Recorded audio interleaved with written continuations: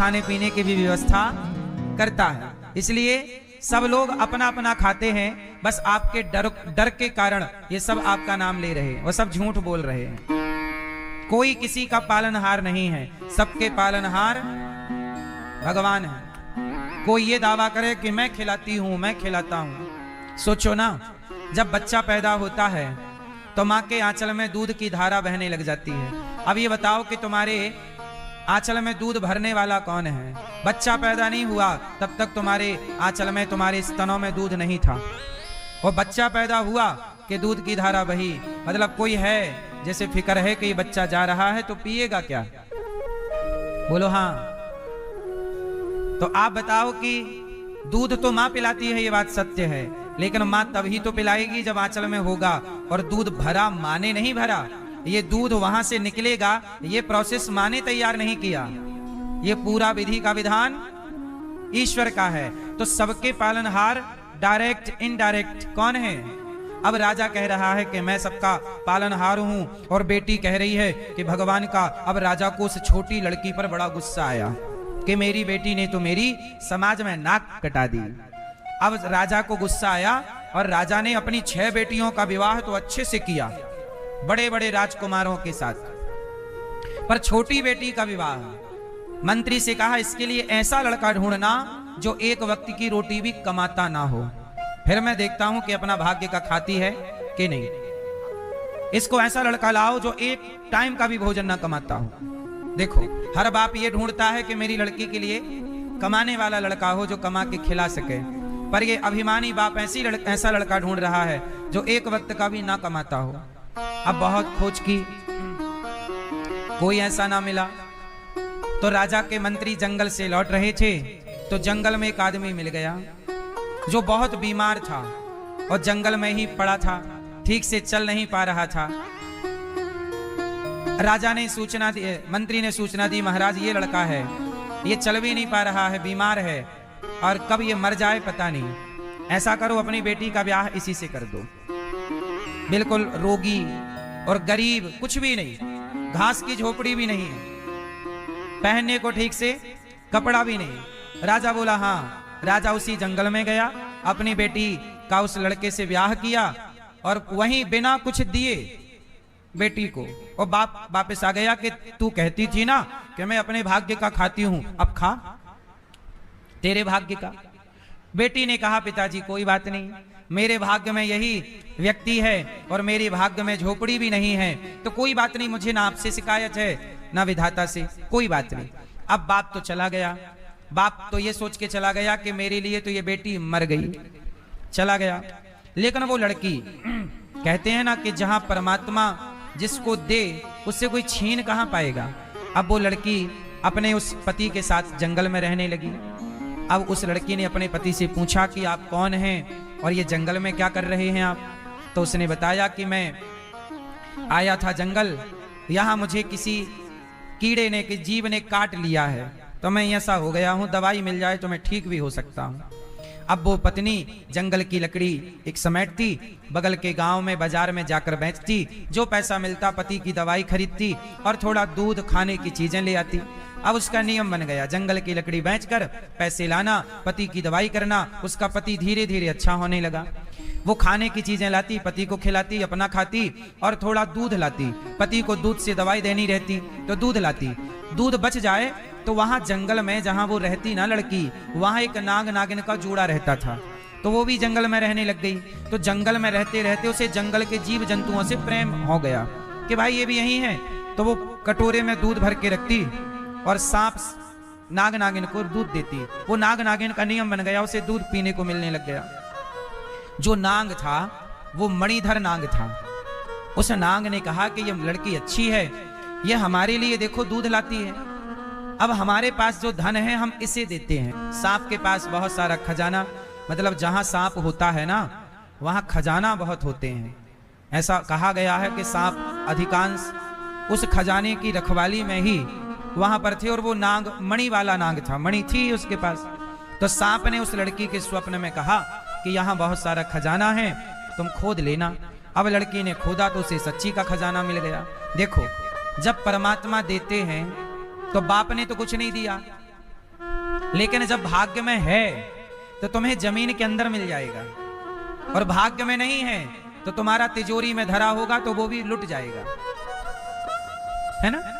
इसलिए कहता हूं कि कोई किसी को कुछ दे नहीं सकता और कोई किसी से कुछ छीन नहीं सकता, ले नहीं सकता, क्योंकि देने वाले भी भगवान और लेने वाले भी। इसलिए बाप ने क्या, अब कई लड़के कहते हैं हमारे पिता ने हमें ये नहीं दिया वो नहीं, अरे जन्म दे दिया ना, मानव शरीर तुमने पा लिया ना, पर्याप्त है। अब पुरुषार्थ करो, प्रयास करो, काम करो, मिल ही जाएगा। अब वो लड़की को खजाना मिला, देखते देखते उसने उस जंगल में महल बनाए, नगर बसा लिया नया। वो राजा की बेटी तो थी ही, उसे आता था सब चीजें, समझदार थी, वो रानी बन गई। उसका पति भी समय के साथ सही हो गया, सुंदर तो था ही। और अब वो दोनों पति पत्नी राजा रानी बन के निवास करने लगे प्रजा के लिए। अब उस लड़की ने नियम बनाया कि सांप को दूध पिलाने से मेरी ये सारी दरिद्रता समाप्त हो गई। अब मैं नियम बनाऊंगी कि मैं सबको भोजन कराऊंगी। देने से, अन्नदान करने से धन सदा बढ़ता है। उस लड़की ने अन्न क्षेत्र चलाए, कोई मेरी प्रजा में दुखी ना रहे, सबको भोजन परोसना, सबकी सेवा करना। वो रानी बन गई पर सेवा करती, भोजन कराती खूब। एक दिन वर्षों बाद, मतलब बहुत साल बाद, उसने देखा कि वो सब गरीबों को भोजन करा रही थी, तो लाइन में उसका पिता बैठा हुआ था उस लड़की का। तो उसके पिता को देखकर लड़की तो बाप को पहचान गई, पर बाप लड़की को नहीं पहचाना। तो लड़की ने कहा, पिताजी आप? तो वो बूढ़ा आदमी बोला, बेटे तुम कौन हो? पिताजी मैं आपकी सातवीं बेटी, जिसने कहा था कि मैं तो अपने भाग्य का और भगवान का दिया खाती हूं। आपने कहा था कि मेरा कौन कौन खाता। ये बताओ कि आपकी ये हालत कैसी होगी कि भिखारियों की लाइन में आप बैठे हो। अब वो बाप समझ गया, बेटा तेरे पास तू रानी है यहाँ की, तू राजा है यहाँ का। हाँ पिताजी, जिस लड़के से आपने मेरा विवाह किया वो यहाँ का राजा है, मैं यहाँ की रानी हूँ, ये नगर मैंने बसाया है।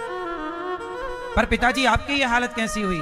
पिताजी ने कहा, बेटा मैं अहंकार में डूब गया, और उसी अहंकार ने, जैसे रावण के अहंकार ने रावण का सर्वनाश कर दिया, ऐसे मेरे अहंकार ने भी मेरा नाश कर दिया। मेरा अहंकार मेरे को ले डूबा। तुम्हारी बहनें जहां जहां विवाही गईं, वो सारी बहन बेचारी अनाथ सी हो गई हैं। आगे लाइन में देखो तुम्हारी बहनें भी बैठी हैं। बाप ने बड़े घरों में विवाह किया, पर भाग्य में दुख था तो अमीरी पाकर भी गरीबी आ गई, और भाग्य में सुख होगा तो गरीबी में भी अमीरी है। इसलिए ना कोई गरीब है ना कोई अमीर। इसलिए कहता हूं, अच्छे कार्य करते रहो, तुम्हारे भाग्य का तुम्हारे पास है। दूसरों को देखकर ईर्ष्या ना करो, जलो मत, प्रसन्न रहो। तुम्हें दिया है परमात्मा ने, तुमने कोई पुण्य किया होगा।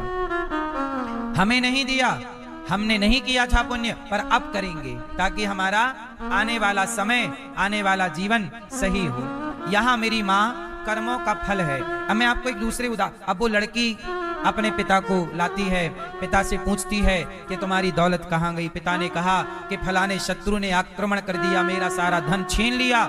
लड़की ने अपने पति से कहा, अपनी सेना तैयार की, और लड़की ने वहां उस राज्य पर आक्रमण किया और अपने पिता का खोया हुआ सम्मान और खोया हुआ धन बेटी ने वापस कराया। पिताजी ये लो, सब दिलाया। उसकी बहनों का जो दिक्कत थी वो इसने हेल्प करी, और सबको जस का तस खड़ा कर दिया। तो जिस पिता ने अपनी बेटी को इग्नोर कर दिया, त्याग दिया अपने घमंड के चलते, उसी ने उसका सब कुछ दिलवाया। इसलिए मैं आपको एक बात और कह दूं, किसी को छोटा मत समझिएगा, किसी का अपमान ना कर दीजिएगा, अनादर ना कीजिएगा। आप नहीं डिसाइड करते कि कौन छोटा है कौन बड़ा है। कहते हैं ना कि एक छोटी सी चींटी भी हाथी का जीवन समाप्त कर सकती है, हाथी को मार सकती है। छोटी सी चींटी भी हाथी को मार सकती है। फिर इसलिए हाथी जब चलता है तो सूंड से सड़क साफ करता हुआ चलता है, हवा मारता चलता है, क्योंकि उसकी नाक में यदि चींटी घुस जाए और चींटी जाके मस्तक पे काट दे तो कहते हैं हाथी मर जाता है। अब ये बात सही है कि गलत है, पर सुनते तो हम सब ऐसे ही आए हैं।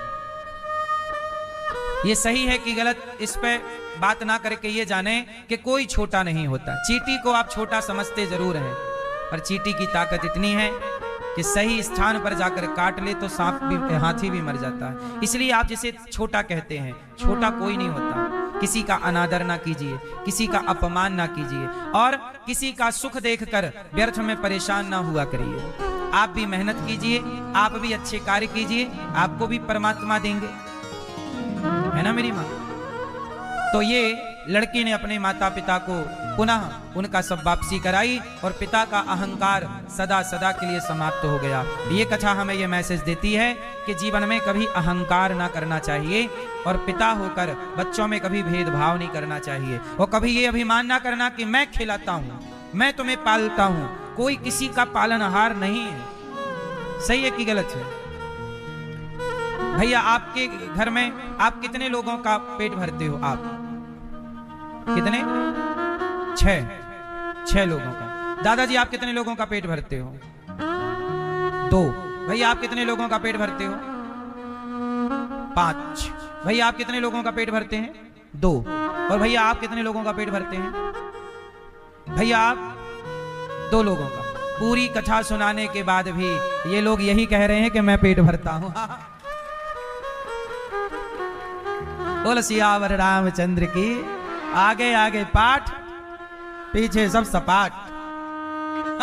और सुन लो कथा। तुरा भी 2 मिनट नहीं हुआ सुनाए और चालू हो गए। हम 5 लोगों का भरते हैं बेटा। हाँ, हम नहीं भरे तो मर जाए सब लोग। हाँ, ये पेट ना भरे तो सब मर ही जाए। ये पूरी कथा सुनने के बाद भी आप कैसे कह सकते हैं कि मैं भरा? इतने जल्दी भूल गए भगवान को, तो यहां से जब घर की ट्रेन पकड़ोगे तो याद क्या रहेगा? देखो मैं तुरंत अपना काम पूरा करता हूं ना। कथा भी सुनाई और ये भी देख लिया कि कितने सुन रहे हैं और कितने। इसलिए कभी हम धोखे, चलो ये तो यूं ही है, विनोद है, हंसी है। कभी ये मत कहा जाए कि मैं पेट भरता हूं। मैं किसी का पेट, सबका पेट भगवान। मजाक में, हंसी में भी ये ना बोला करो कि मैं किसी का पेट, 2 लोगों का। मैं क्या, अच्छा मैं नहीं भरूं? आज मैं चला जाऊं भगवान के घर तो भी थोड़ी कोई भूखा रहेगा। जिस दिन आप मरोगे उस दिन भी आपके घर में भोजन बनेगा। बस फर्क है कि 56 भोग ना बनकर सूखी खिचड़ी बन जाएगी, पर बनेगी तो उस दिन भी जिस दिन आप मरोगे। ये बात सही है कि गलत है? चूल्हा उस दिन भी जलता है जिस दिन आप मरते हैं। फर्क इतना है कि छौंका नहीं लगेगा, सादा बनेगा। किसी का कुछ ना बिगड़ना। 4 दिनों की चांदनी फिर अंधियारी रात। 2 दिन 4 दिन लोग रो लेंगे फिर भूल जाएंगे। इसलिए हमें अपना कल्याण करना चाहिए और इस घमंड के पहाड़ से नीचे उतरना चाहिए कि मैं कुछ हूं नहीं, मैं कुछ भी नहीं हूं। जो कुछ है भगवान है। मैं कौन हूं? मैं शून्य हूं। मैं कौन हूं? 0। क्या हूं मैं? क्या हूं मैं? अब ना कहना कि 2 लोगों का पेट आप भरते हो, 4 लोगों का। आपके परिवार का पेट कौन भरता है? आपका भी पेट भगवान। आप कहते हो मैं कमाता हूं। अच्छा ये बताओ, कमाने के लायक परमात्मा ने आपको बनाया है। तुम्हारे को कमाने के लिए बुद्धि किसने दी है? चलने को पांव, उठाने को हाथ। फिर इसलिए ईश्वर के ऋणी बनो। हे प्रभु मैं आपका ऋणी हूं। पल भर के लिए भूलो ना, हे नाथ मैं आपको कभी